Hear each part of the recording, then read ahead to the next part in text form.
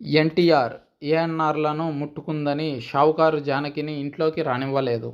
అలనాటి రంగస్థల సినీ కథానాయిక షావుకారు జానకి గురించి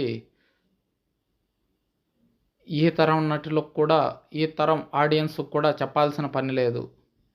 ఈమె తన అందం, అభినయంతో సినీ ప్రేక్షకుల హృదయాలను దోచేసింది.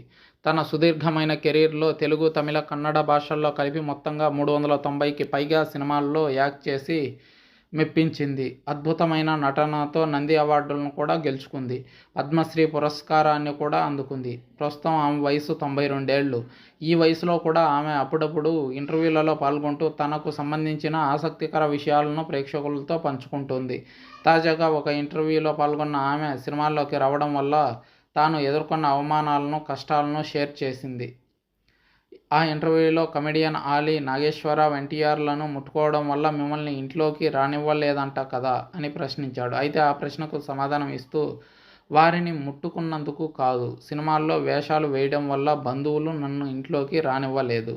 సినిమాల్లో వేషాలు వేయడం వల్ల హీరోలకు దగ్గరగా వెళ్లాల్సి వచ్చేది. వారితో మంగళసూత్రం కూడా కట్టించుకోవాల్సిన సన్నివేశాలు ఉండేవి. పెళ్లి సీన్లతో పాటు ఫస్ట్ నైట్ సీన్లు, హాట్ సాంగ్స్లో కూడా నటించాను. అవన్నీ కూడా మా కుటుంబ సభ్యులు, బంధువులు అప్రిషియేట్ చేసేవారు కాదు. మా పిన్ని, అంకుల్స్ అందరూ నన్ను వాళ్ళ ఇంట్లోకి రానివ్వలేదు అని షావుకారు జానకి చెప్పుకొచ్చింది. ఎప్పుడైనా వారి ఇంటికి వెళ్తే వద్దమ్మా, అంకుల్ రానివ్వద్దన్నాడు అని చెప్పేవారు. నువ్వు ఇంకా ఎక్కడికైనా వెళ్ళు అని పంపించిన సందర్భాలు కూడా ఆమె గుర్తుకు చేసుకున్నారు. అప్పట్లో సినిమాల్లో చేసే నటీనటులకు కొత్త ఇల్లు దొరకడం కూడా చాలా కష్టంగా ఉండేది. అందువల్ల చుట్టాల ఇంటికి వెళ్దామంటే వాళ్ళు గడప కూడా తొక్కనిచ్చేవారు కాదు. అప్పట్లో మన సినీ కళాకారులు పడిన బాధలు అన్నీ ఇన్ని కావు.